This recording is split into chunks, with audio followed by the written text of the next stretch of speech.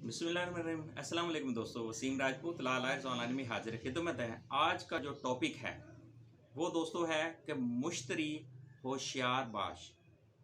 मुश्तरी होशियार बाश ये क्या है, ये इस बारे में हम डिस्कशन करेंगे। ये किस सूरत में मुश्तरी जो होता है वो होशियार बाश होता है, तो और कानून इस बारे में क्या कहता है। लेक्चर को शुरू करने से पहले रिक्वेस्ट करूंगा कि चैनल को सब्सक्राइब कर लें, बेल आइकन को क्लिक करें, जैसे इधर से वीडियो अपलोड हो आप इस कानूनी रहनुमाई से मुस्तफीद हो सकेंगे।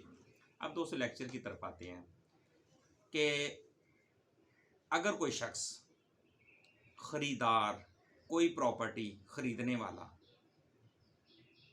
उसकी जिम्मेदारी है, यानी कि एक शख्स कोई घर खरीदता है, कोई ज़मीन खरीदता है, उसकी जिम्मेदारी है कि उस यानी कि कोई जायदाद खरीदने से पहले कि वो जो जायदाद खरीद रहा है उसको खरीदने से पहले ये कन्फर्म कर ले, ये वेरिफिकेशन कर ले, ये इंफॉर्मेशन, ये मालूमात ले ले कि जायदाद की बाबत जो वो घर ले रहा है, जो वो जायदाद खरीद रहा है, वो जो प्रॉपर्टी खरीद रहा है, वो जो लैंड खरीद रहा है, चाहे वो एग्रीकल्चर है, रेजिडेंशियल है, कमर्शियल है, वो खरीद रहा है, तो उस पर कोई मुकदमा तो नहीं चल रहा, उस प्रॉपर्टी के ऊपर कोई स्टे तो नहीं है, अदालत की तरफ से कोई हुक्म इम्तनाही तो नहीं जारी किया हुआ अदालत ने।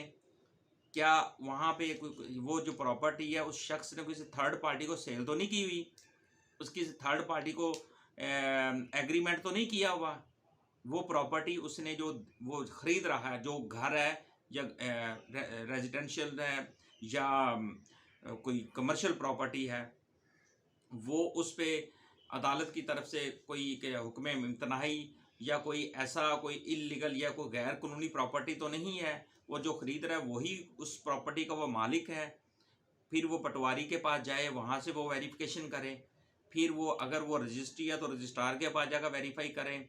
फिर इसी तरह अगर वो LDA वगैरह की प्रॉपर्टी है तो वहाँ पे जाए उसकी वेरिफिकेशन करें। ये सारा उसको वेरीफाई करना होगा। अगर वो ये सारा कुछ करने के बगैर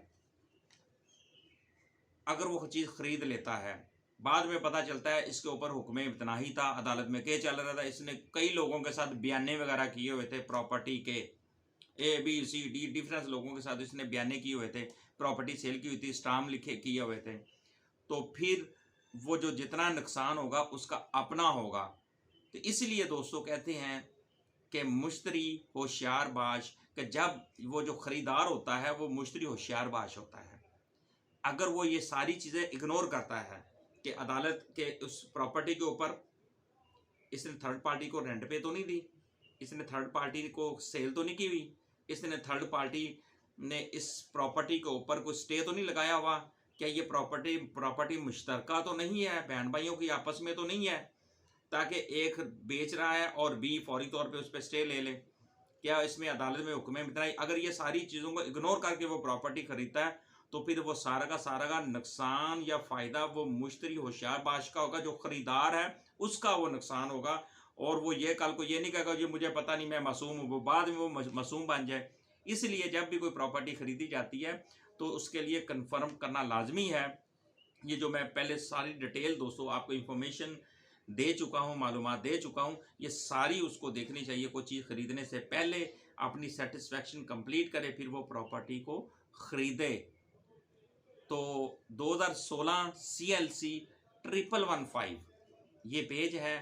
तो ये इसलिए दोस्तों चीज़ ख़रीदार जो होगा वो मुश्तरी होशियारबाश ही होगा। उसको जब तक वो अलर्ट नहीं होगा, होशियारबाश नहीं होगा, तो फिर वो नुकसान ही उठाएगा। मुझे अपनी दुआ में याद रखिएगा। अस्सलाम वालेकुम।